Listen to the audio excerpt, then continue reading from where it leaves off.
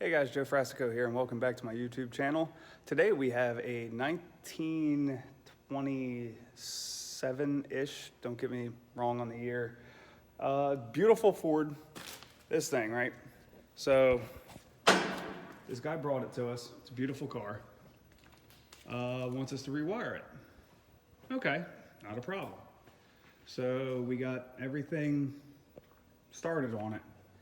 And we got a nice wiring harness from Painless. But as you guys can see, this thing is a mess. Whoever did this ran wires through the wood, as you can see, to go places. There's grounds that go through the wood. There's wires just connected to wires that are redundant, like this here, this wire. This is the ground for the tach. Grounded on your steering column on a red wire that goes to the ignition switch. Ground.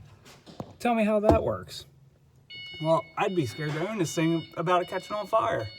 Everything's a different color. There's yellow butt connectors. I know I'm just ranting here, but I just want you guys to be wary of what you're buying, when you buy it, and who you buy it from. So, thanks for taking a look, and don't forget to like and subscribe.